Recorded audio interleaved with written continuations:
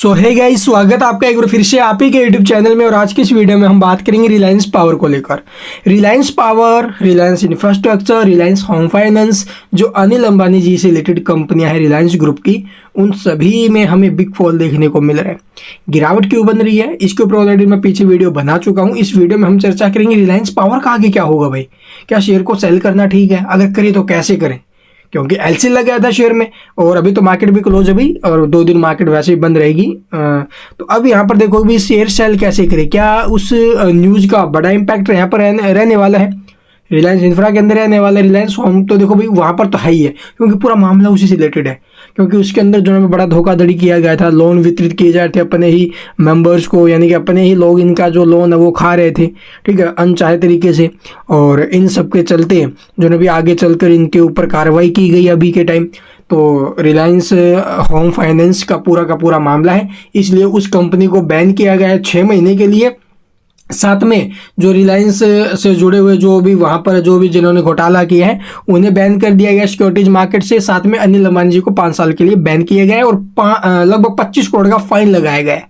तो ज़्यादातर इम्पैक्ट आप लोग देखोगे भी ये जो कंपनियां इससे रिलेटेड है, इसलिए यहाँ पर इम्पैक्ट क्या होता है। यहाँ पर भी कोई धोखाधड़ी चल रही हो, क्या पता रिलायंस इंफ्रास्ट्रक्चर में कोई बड़ा गेम चल रहा हो, इनके द्वारा किया जा रहा हो, तो कुछ भी नहीं कह सकते ना। इसीलिए यहाँ पर भी हमें दबाव देखने को मिला है इस न्यूज़ के बाद, ठीक है। तो इसके बाद आप लोग देखोगे भी यहाँ पर क्या होगा, क्या स्टॉक ये बड़ी गिरावट में जा सकते हैं। देखो भी जाने को कुछ भी नहीं कह सकते, हो भी सकती है एक बड़ी फॉल, एक बड़ा फॉल यहाँ से हमें इसमें देखने को मिल जाए, एक बड़ी गिरावट के शेयर में हो जाए यहाँ से, तो कुछ भी नहीं कह सकते। बट यहाँ पर सेलिंग के लिए अगर आप लोग जाओगे, आप सभी को पता है एलसी लगा हुआ शेयर में, ठीक है, सेलिंग प्रेशर हाई है, ठीक है, सभी सेलर्स यहाँ पर घुसे हुए हैं। तो इसलिए यहाँ पर सेलिंग प्रेशर हाई होने की वजह से आप लोग सेल नहीं कर पाओगे, बल्कि स्टॉक और ज़्यादा टूटेगा भाई।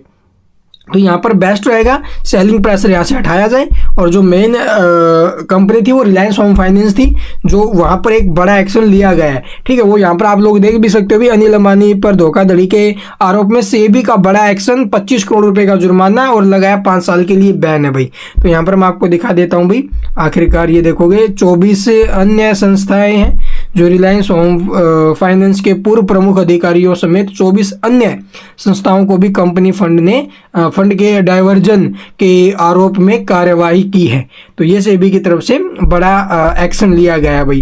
तो यहाँ पर देखोगे भी सेबी ने आखिरकार ऐसा क्यों किया है, ये देख सकते हो। ये देखो, सेबी की जांच में धोखाधड़ी का खुलासा। सेबी की ओर से 22 पन्नों के अंतिम आदेश में कहा गया है कि अनिल अंबानी ने आरएचएफएल के जो प्रमुख प्रबंधकीय कर्मियों की मदद से आरएचएफएल के जो फंड है, आरएचएफएल से फंड निकालने के लिए एक धोखाधड़ी योजना बनाई थी, और जिसे उन्होंने अपने से जुड़ी संस्थाओं को लोन के रूप में छिपा कर रखा हुआ था, ठीक है। अपनी जो भी कंपनी रिलायंस होम फाइनेंस, वहां से फंड निकाला और जो इसकी संस्थाएं थी ना भी, वहां पर दिखा दिया कि इन्होंने ये लोन ले रखा है।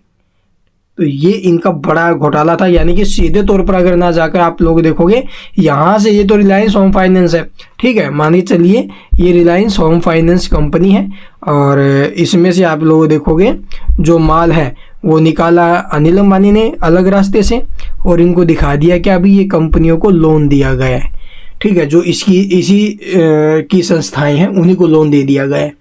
तो ये बड़ा घोटाला चला था, पैसे जहाँ कहीं और रहे थे, दिखा कहीं और रहे थे, और इन्हीं के चलते यहाँ पर सेबी ने इनके ऊपर एक्शन लिया है भाई, ठीक है। नियमों की हो रही थी अनदेखी, पता है फिर भी अनदेखा कर रहे हैं। हालांकि आरएचएफएल के बोर्ड ऑफ डायरेक्टर ने इस तरह के ऋण देने के तरीकों को रोकने के लिए सख्त निर्देश जारी किए थे।